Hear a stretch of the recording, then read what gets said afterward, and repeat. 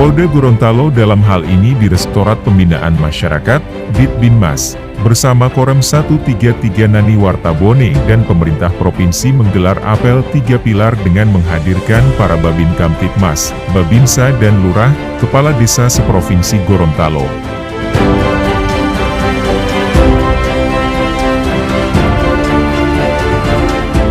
Adapun tujuan daripada pelaksanaan ini adalah mewujudkan sinergitas antara Babin Kamtibmas, Babinsa, dan Lurah Kepala Desa sehingga terbentuk soliditas dalam menyelesaikan berbagai potensi masalah persoalan yang berkaitan dalam hal pelaksanaan pemilu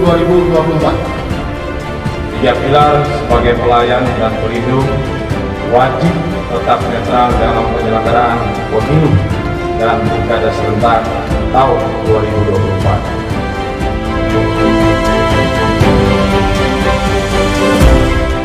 Kegiatan ini merupakan salah satu upaya dalam memperkokoh soliditas dan sinergitas serta kemitraan 3 pilar.